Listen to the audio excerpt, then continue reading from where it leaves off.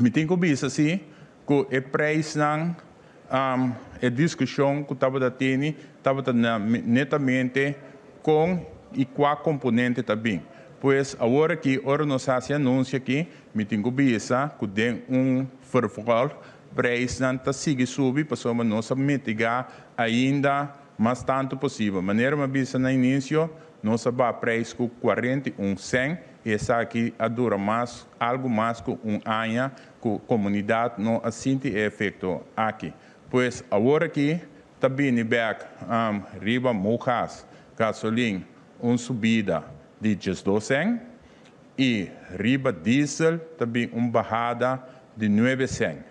Pois, me vou repetir, aqui rato, BTP te explica como essa aqui, pois é nota 29 cent, é nota 16 cent, pero a subida está de 12 cent e a bajada riba diesel está de 9 cent.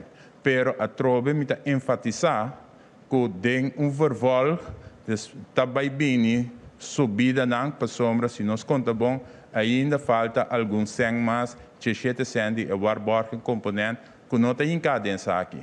Pois essa aqui não turta bem back.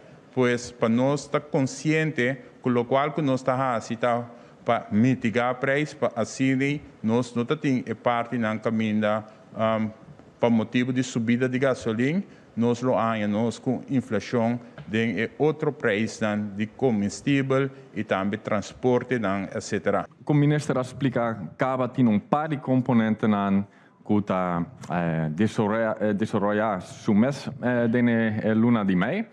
E eigenlijk é componente normal que está cambiata é prijs de compra.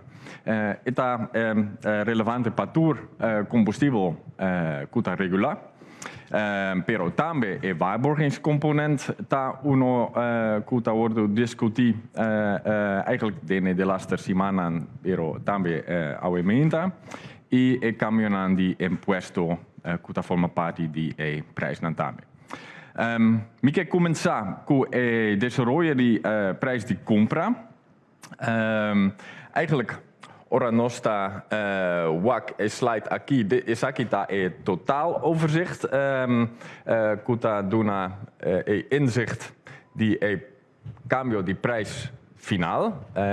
12 cent subi para mogas e 9 cent baja de diesel. E ora nós estamos um tique mais detalhe, na seguinte slide. Nós estamos mira cambio de preço de compra.